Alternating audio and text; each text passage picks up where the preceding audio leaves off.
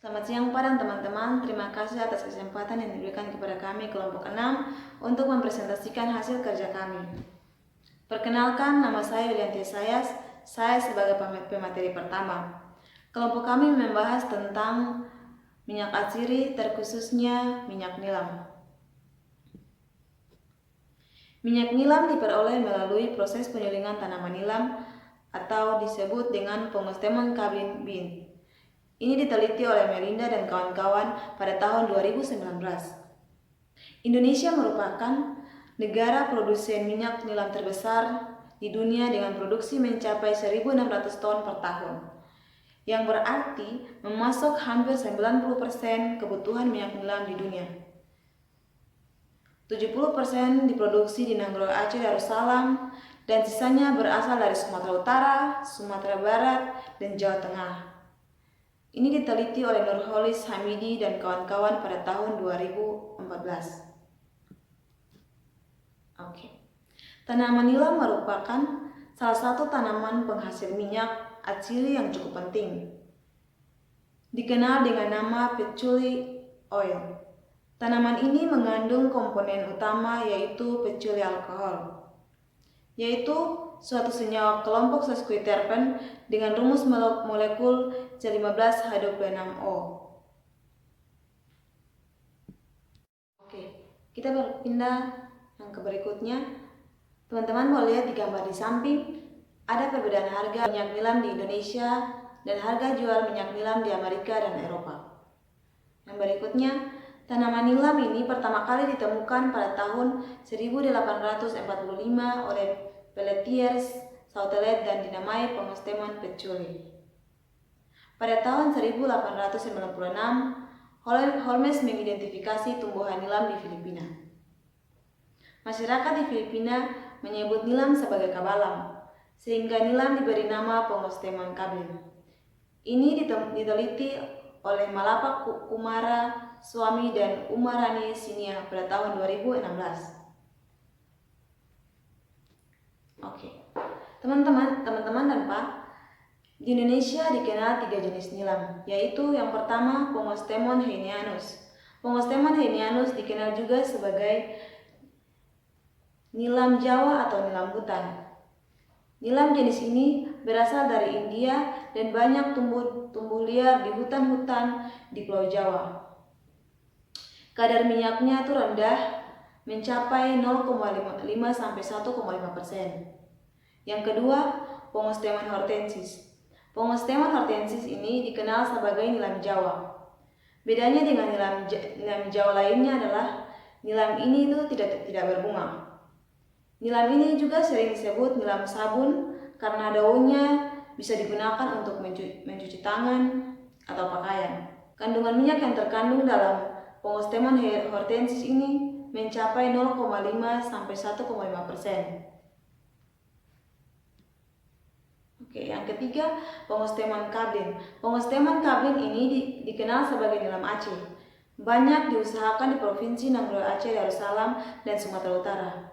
Kadar yang terkandung dalam minyak nilam Aceh ini sebesar 2,5 sampai 5,0%. Varietas nilam ini berasal dari Filipina. Nilam Aceh termasuk jenis nilam yang bermutu tinggi dan banyak diincar oleh konsumen.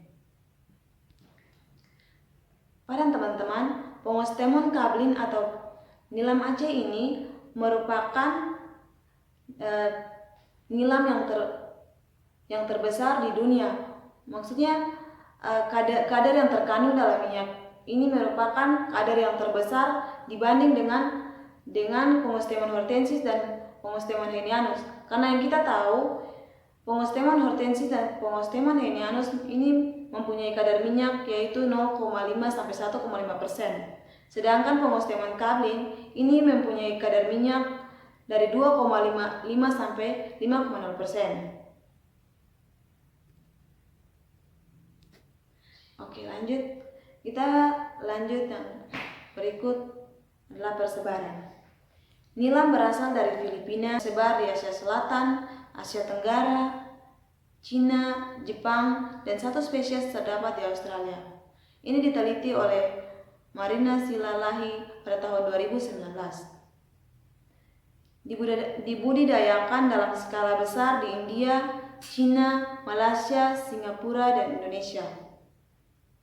Teman-teman boleh lihat petanya di samping. Nah, teman-teman, ini merupakan nama-nama atau sebutan nilam menurut daerah masing-masing di dunia. Yang pertama di India, mereka menyebutnya dengan Tamalapatra. Di Filipina, mereka menyebutnya dengan Kablin. Malaysia, mereka menyebutnya nilam atau dalam wangi. Di Cina, mereka menyebutnya Guang Haoxiang atau Haoxiang. Sedangkan di Indonesia, mereka menyebutnya nilam. Di Thailand, mereka menyebutnya Pimsem. Sedangkan di Korea, mereka menyebutnya dengan Hyang Duk Kai Pul atau Pachuri. Sedangkan di Vietnam, mereka menyebutnya dengan Hoac Hung. Oke, teman-teman, ini merupakan peta persebaran nilam di Indonesia.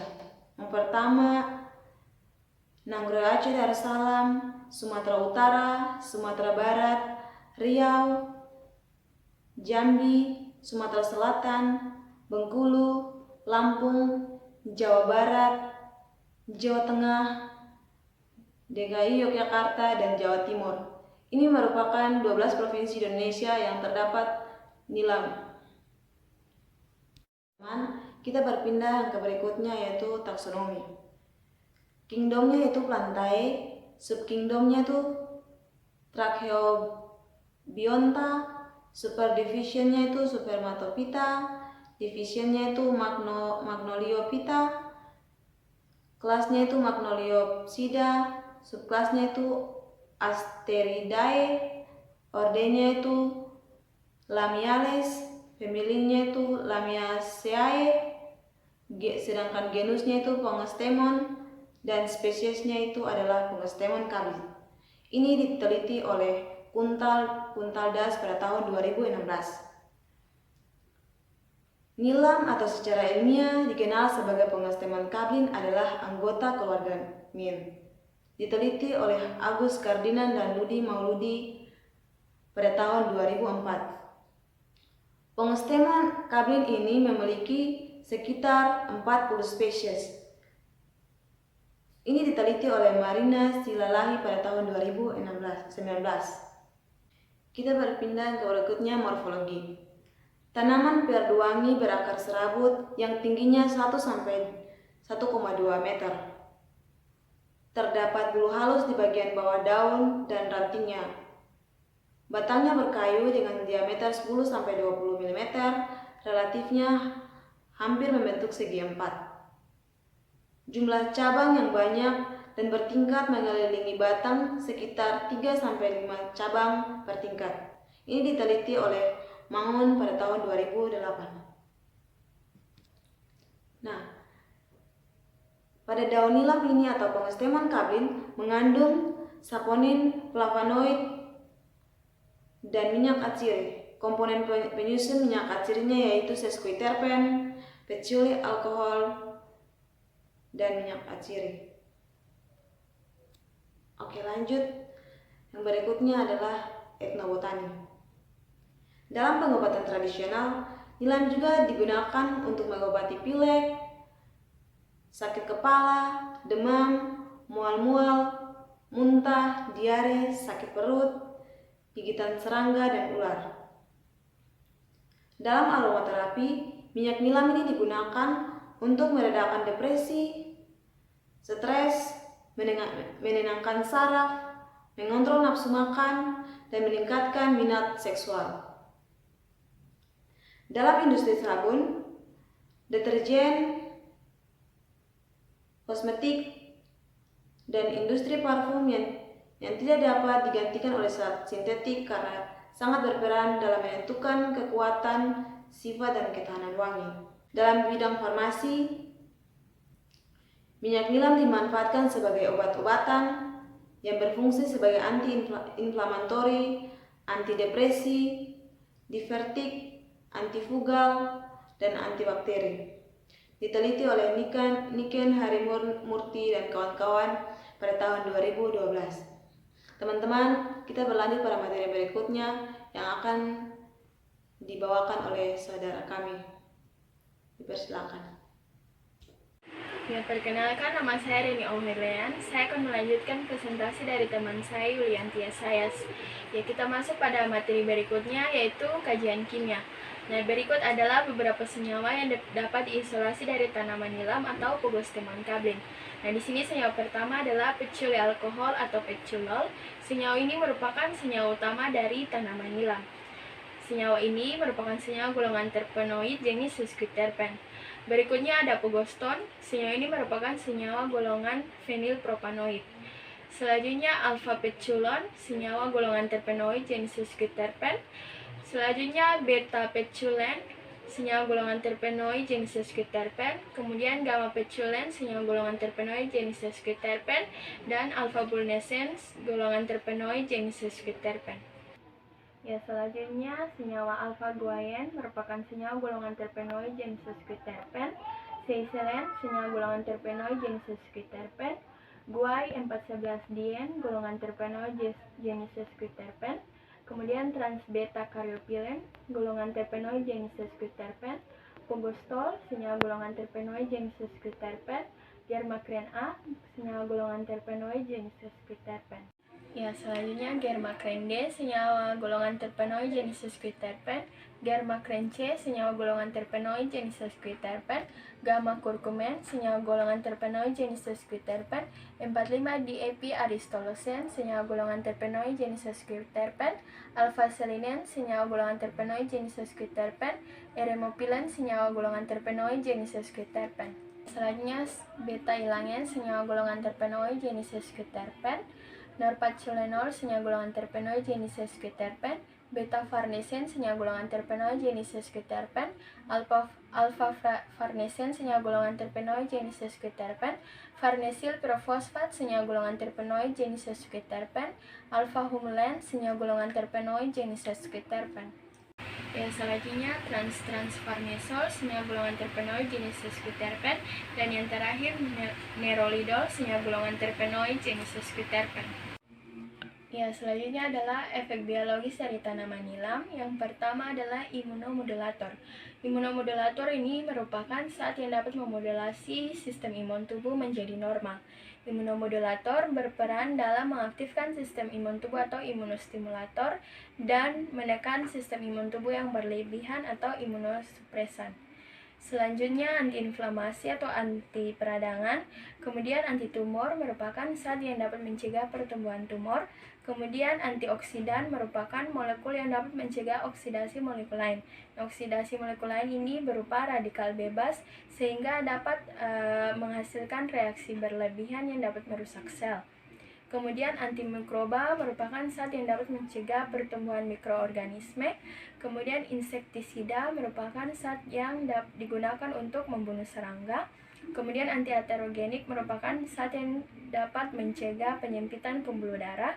Kemudian antiemetik merupakan zat yang dapat mencegah mual dan muntah. Kemudian sebagai pemutih, dan yang terakhir aktivitas sedatif atau zat yang memberikan efek menenangkan dan mengurangi gejala cemas. Ya, selanjutnya adalah teknik pemisahan. Di sini ada jurnal utama bahasa Indonesia yang kami gunakan, yaitu modifikasi alat penyuling uap untuk peningkatan rendemen dan mutu minyak nilam atau Pogostemon kablin. Nah, di sini langkah pertama yaitu bahan yang digunakan adalah terna nilam. Terna nilam ini berupa daun dan tangkai dari tanaman nilam. Langkah pertama yaitu dikering-anginkan selama 4 hari. Kemudian dicacah dengan ukuran sekitar 4 cm. Setelah itu dimasukkan ke dalam ketel suling dan dikondensasi selama 4 jam. Setelah itu ditampung minyak hasil kondensasi pada wadah penampung. Kemudian dipisahkan destilat air dan minyak menggunakan corong pisah. Setelah diperoleh destilat air dan minyak, kemudian langkah selanjutnya untuk minyak yang telah diperoleh ditambahkan natrium sulfat anhidrat Nah, fungsi penambahan natrium sulfat anhilat pada prosedur ini adalah untuk memurnikan minyak yang dihasilkan dengan cara mengikat sisa air yang masih bercampur dengan minyak. Nah, untuk sepengetahuan kita bersama bahwa natrium sulfat ini yang telah ditambahkan pada minyak tadi akan mengendap. Nah, akan dilakukan cara pemisahan untuk memisahkan natrium sulfat dengan minyak yang diperoleh. Nah, biasanya dilakukan cara dekantasi, yaitu proses yang dilakukan untuk memisahkan padatan dengan cairan. Cara yang paling sederhana biasanya itu dengan menuangkan cairan secara perlahan sehingga endapannya akan tertinggal di dasar bejana.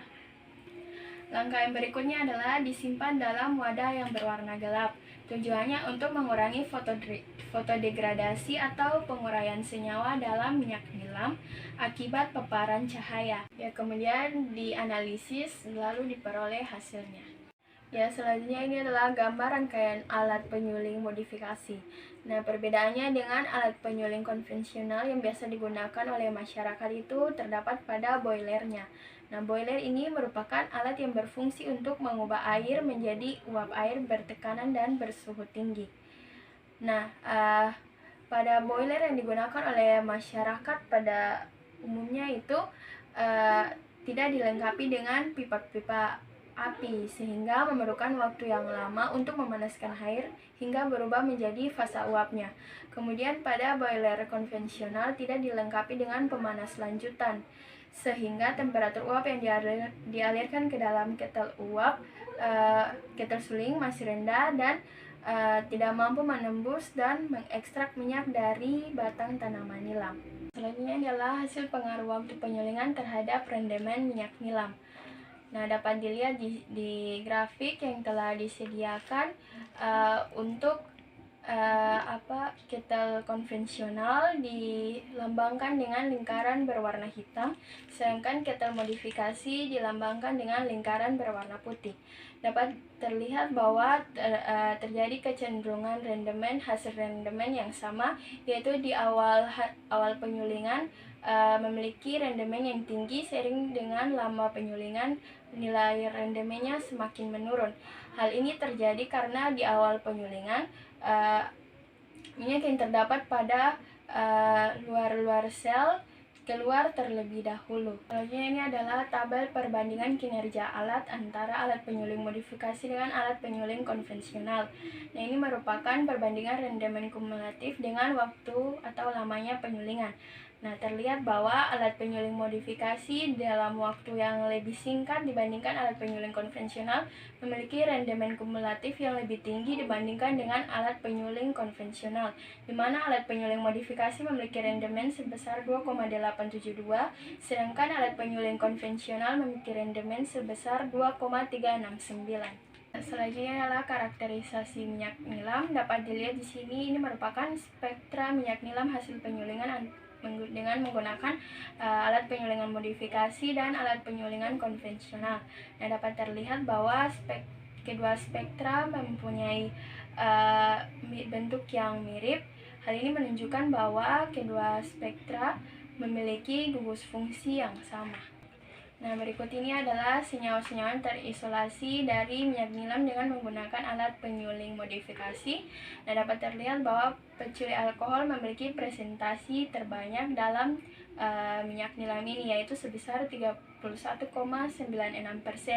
Hal ini menunjukkan bahwa peculi alkohol merupakan komponen utama dalam minyak nilam. Ya, selanjutnya ini merupakan teknik pemisahan dari jurnal bahasa Inggris yang kami gunakan. Judul jurnalnya yaitu Isolation of Patchouli Alcohol from Patchouli Oil by Fractional Distillation and Crystallization. Ya, prosedur yang pertama merupakan destilasi fraksionasi. Bahan yang digunakan dalam prosedur ini yaitu minyak nilam sebesar sebanyak 350 gram. Nah, untuk prosedur yang pertama itu dimasukkan dalam labu alas bulat, kemudian dijaga tekanannya pada 6 kilopascal. Setelah itu direflux pada suhu 200 derajat Celcius.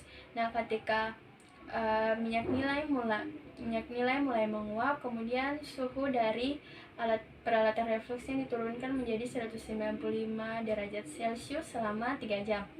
Nah, setelah itu dianalisis dengan GCMS setiap 30 menit. Nah, dari hasil destilasi fraksionasi ini diperoleh 3 fraksi, yaitu fraksi A, fraksi B, dan fraksi C. Nah, pada fraksi A diperoleh minyak hasil isolasi sebesar 124,91 gram. Nah, pada fraksi A ini tidak terdapat peculi alkohol. Kemudian pada fraksi B dengan berat minyaknya sebesar 66,39 gram dan kandungan peculi alkoholnya sebesar 35,7%. Kemudian di fraksi C ini dengan berat minyaknya sebesar 89,50 gram dan kandungan peculi alkoholnya sebesar 86,4%. Dan yang berikutnya adalah rafinasi dengan beratnya sebesar 50,89 gram yang tidak terdapat kandungan peculi alkoholnya. Nah, rafinasi ini merupakan residu, yaitu sisa dari senyawa hasil destilasi. Kemudian dari ketiga fraksi A, fraksi B, dan fraksi C diperoleh pada fraksi C terdapat senyawa peculi alkohol yang lebih besar, sehingga fraksi C ini digunakan untuk prosedur selanjutnya. Nah, pada prosedur selanjutnya dilakukan metode kristalisasi. Nah, langkah pertama dalam metode kristalisasi yaitu didinginkan pada 15 derajat Celcius selama 10 menit. Nah, tujuannya untuk memperoleh benih kristal. Kemudian setelah itu disentrifugasi pada 3000 rpm selama 10 menit. Nah, tujuannya yaitu untuk memisahkan padatan dari air menggunakan pengendapan sentrifugasi. Pengendapan ini menghasilkan gaya dorong yang lebih besar yang dihasilkan oleh putaran air. Dengan memutar air, kecepatan pengendapan dapat meningkat dibandingkan dengan pengendapan biasa. Nah, setelah disentrifugasi kemudian difiltrasi atau disaring. Nah, dari hasil penyaringan diperoleh kristal seberat 60,77 gram dengan kandungan peculi alkoholnya sebesar 99,0% dan filtratnya 28,34 gram dengan kandungan peculi alkoholnya sebesar 27,1%. Nah, dari hasil prosedur teknik pemisahan ini diperoleh kristal peculi alkohol sebagai komponen utama dalam minyak nilam. Ya, selanjutnya adalah biosintesis. Nah, mohon maaf karena dalam slide yang kami sediakan terdapat beberapa kekurangan dalam langkah-langkah biosintesisnya, sehingga akan kami jelaskan lebih lanjut pada kuliah nanti. Terima kasih.